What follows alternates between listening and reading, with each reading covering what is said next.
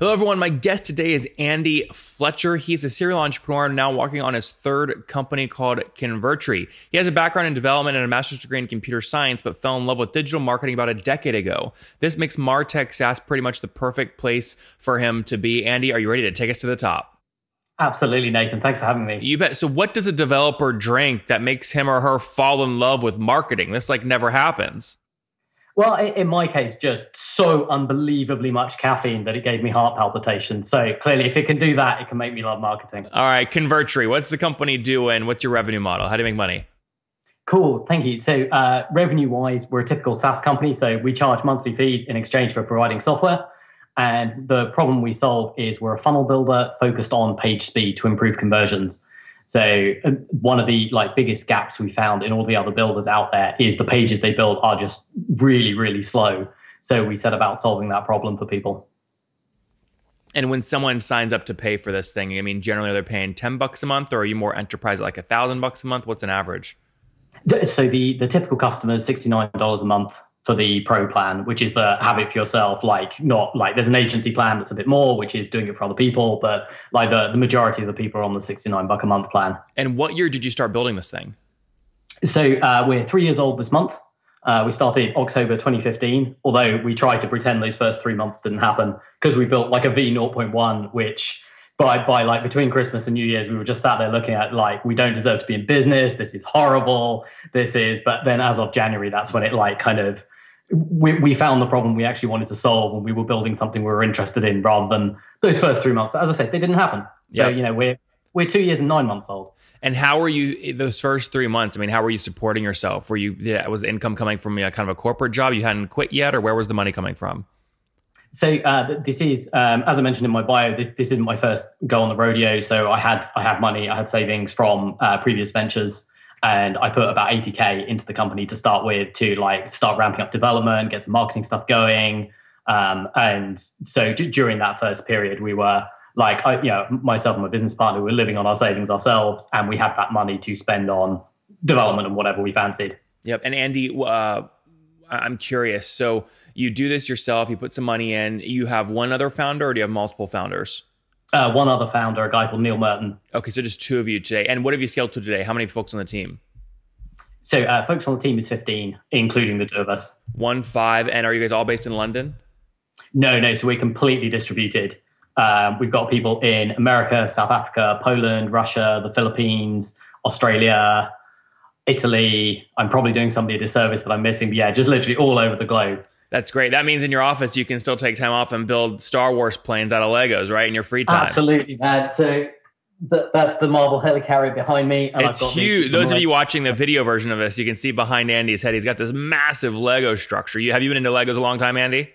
Oh, yeah, man. So I'm building Lego is what got me into development in the first place, that love of building things. And then modern age, I'm a big kid with access to capital, so I get to buy the big Lego kits that I could never afford as a child. And I have the Millennium Falcon kind of half built in my office at the moment. That's amazing. What about, did you ever get into Connects or Lincoln Logs, or was it always just Legos?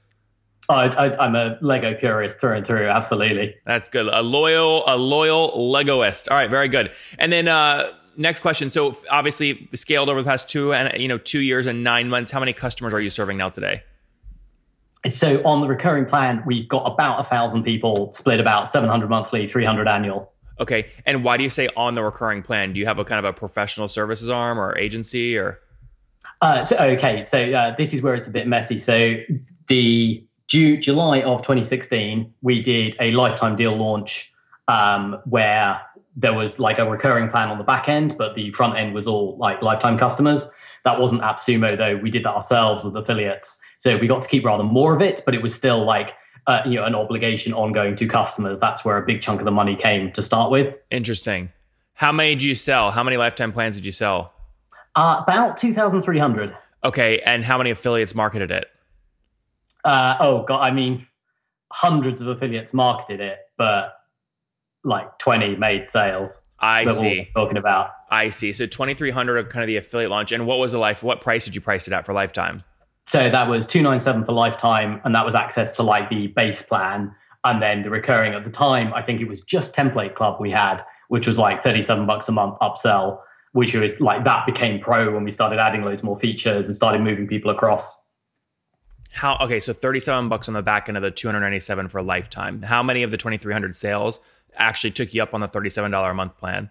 About 30% of them. And okay. Sorry, about 30% in launch week, and then more as time went on. So we just ran campaigns to the list to move more of them across. So I honestly maybe like so 2,300 on the top, maybe 700 took you up on the annual plan after? Yeah, that sounds about right, certainly. That's great. Okay, so I mean, just breaking down that launch, right? If you sell 2,300 at a $297 lifetime plan, that brings you, if I'm doing the math right, about 680 grand and just kind of cash up front. Is that accurate? And then you have to pay out affiliates? Yeah. So grand total, we did $750,000 in 5 days, which was freaking amazing. Yep. But I think it's important to like clarify to anyone listening that it's 50% off the top to affiliates, 5% to the like affiliate network, 5% to the broker. Which affiliate network did you use? That was JVZoo. Okay, you used JVZoo. And who was the broker? I'm not going to mention him because. Okay. Do they tend to like to stay behind the scenes? No, I just wouldn't work with him again, and I don't want him to get press. Oh, I see. Okay, so tell me about some of the traps you fell into there, so others don't do it. What were some of the negatives? So I think at the time it was. Let's stay away from the broker thing, but I can certainly talk about the launch model itself. Well, what is the reason I'm asking? I've actually never heard this. So I know JVZoo. So what does a broker do? They're the ones signing up all the affiliates, or what do they do? So there's kind of two models. There's guys who will let's say you're a developer, you've got a martech app, but absolutely no clue how to take it to market at all. There's guys who will 50-50 it with you and take it to market. So they're going to do the sales pages, the affiliate recruitment, like that whole side of it. In our case, we were looking for somebody to close the affiliates, mostly guys we already knew even, but somebody to do the legwork there. And then didn't really get that out of him, but had to pay his share anyway. Which was 5%. Yes. Out of the 750. Yeah. Oh, yeah. Okay. That's a bummer. The 20 affiliates that you signed up, I mean, if someone's listening right now and they're going, I want to do the same thing. Where do I go find like 20 great affiliates? Tell me about how you found, like, you don't have to say who your top selling affiliate was, but how did you find him or her? So, our top selling affiliate is guys that I've known for years. So my big advantage to this was it's not like I came to this industry cold. My other companies have been in this industry. So these are all like very long-term relationships I have built up over quite a period of time. Okay. And but are these people that like run big blogs, or they're other SaaS companies CEOs? I mean, describe who they are. Oh, so they're all other, like anyone worth talking about apart from one guy. They're all like other SaaS owners, software owners, initial training courses instead of software products, but they've all got something like that. Okay, but these aren't people that are just kind of jumping product launch to product launch looking for the next affiliate deal to promote. These are people that sometimes are running their own SaaS companies. They're friends of yours. They have a big user base, and you say, hey, I'll give you 50% if you send an email out. Yeah, absolutely. I'd say probably like half of those 20 had like the sort of ongoing long-term things, and half of them are the guys that are doing like a product launch every month or a product launch every 3 months. But because they're typically doing it, say the $27, $47 price point. So us with our reputation for being able to selling at $297, like, higher price point, you just make more money out of it. Yeah, that's interesting. Have you done another launch since then or no? Yeah, so we did. This has actually been kind of like our arc, moving more and more towards like SaaS rather than like affiliate SaaS, as we tend to call it. So the deal in 2016 was lifetime and then template club on the back. By 2017, we had a much deeper funnel. So we had an agency version in there, the pro version, and the front end, instead of being $297 lifetime, was $297 for 12 months. And then so if basically that was $297 for 12 months won't recur. And if they took one of the monthly plans, they never had to touch it again. But 12 months down the line, if they hadn't taken anything else from us, we had zero obligation to them. And that's obviously just so much better from our point of view, because we don't have these, as much as I love those lifetime users that we brought on in the early days and brought us capital, like that's like 1,000 people who are a weight around our neck. Yeah. Okay. We never moved to another plan. But today, now you have 1,000 monthly paying customers at $70 a month. So you're doing about 70 grand per month in just pure SaaS revenue. Is that accurate? No, sorry. So about 700 monthly and about 300 annual. So it's we're about 500, 550 annual recurring. So a little bit less than what you just said. Okay, yeah. So that would come out to about 45 grand per month instead. So like, yeah, that sounds close to where we're at. Okay, that's great. And what about churn? What is your churn today, and how are you managing it? Oh God. Okay. So churn is in the double digits, and like how high? Like 10% or 20% or what? But I think about 15. But it's one thing we're finding it quite hard to like zero in on and like exactly what to count. Because, for example, we get quite a few people who, even though it was 2.5 years ago, they seem to like, they take the trial, they get billed for a month, and then they email us and are like, well, yeah, I see it's $69 a month now, but 2.5 years ago, you offered it for $297, like one time for life. If you give me that deal, I'll stay on. And it's like, well, no. And then they churn, but like they still show up in the stats. So I'm trying to work out a model that sort of more accurately reflects what's like, as if they didn't happen. So it costs me more to acquire the users I have, but I just ignore. It's not like those guys churned out because they didn't really sign up, if that makes sense. Yeah, you just don't count them as a customer.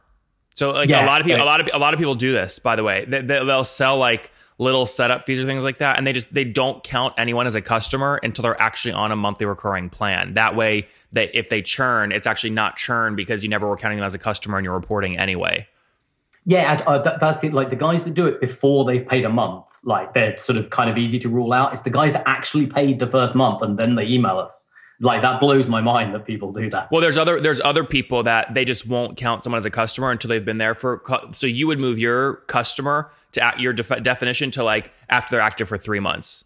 So yeah, I think that's a great way to do it, which we should probably move to. Well, it's tricky though. It's just so artificially high. Yeah, it's tricky though, because what happens is your new customer number will drop drastically, right? Because you're not counting on the people signing up for the 1 month. However, your retention will be way more kind of accurate, or your churn, because you're only looking at the cohort that has already stayed longer than 3 months.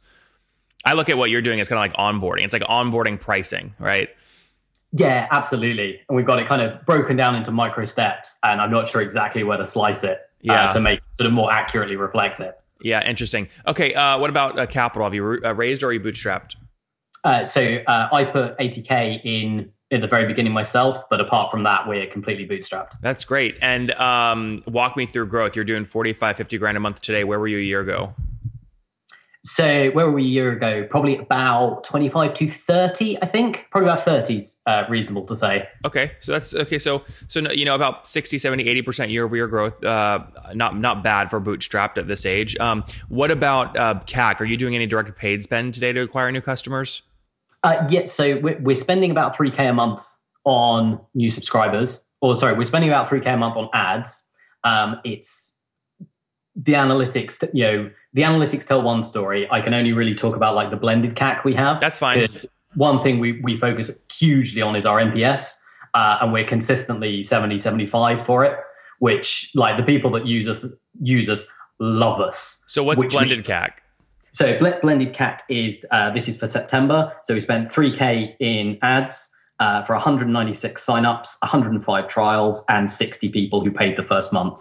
Okay, so about $50 CAC for a new customer. So it's $17.75 for a sign up, $28.50 for a trial, and $50 for a first month. But I can't stress enough how much that is blended across just people showing up direct, which is like half the people. Yeah. Well, they're paying $69 that first month, right? Yeah, that's right. Yeah, so you're recovering your $50 CAC pretty instantly. So even though churn is through the roof, at least you're getting your money back. Yeah, absolutely. So it's the key things we care about at the moment. Certainly, we want the churn to go down. We want everything to be better, but it is growing month on month. Yeah. How do you? I mean, there's companies like obviously ClickFunnels in the same space that are growing like a rocket ship. I mean, how do you get to $1 million a month? I think we get to $1 million a month doing like not that much differently. Like the ads are getting more refined now. We're getting a better understanding of what works. We've really been focused on like the full price recurring since January this year, and we've just got a much better handle on it now. So I don't think we do that much differently from where we are to $1 million. Interesting.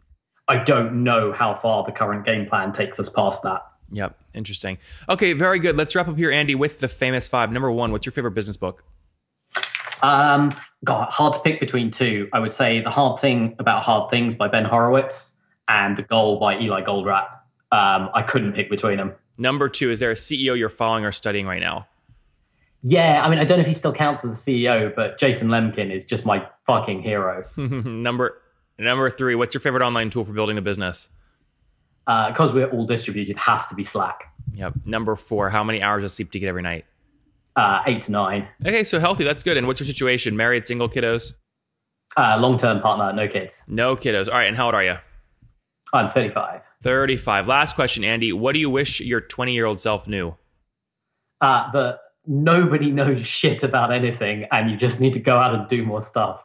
Go do more stuff. There, guys, have it. Andy doing about 45, 50 grand per month right now in revenue via his company Convertry. Kind of sales pages that load really fast. That's his key differentiator, since load speed directly impacts conversion. They founded it in 2015. Now a team of 15 people, fully distributed. You got about 1,000, we'll call it 700 customers, paying, call it 50, 60, 70 bucks per month in that range. Totally bootstrapped, which I love. Churn's too high at 15% per month, but he's working on getting that down. Andy, thank you for taking us to the top.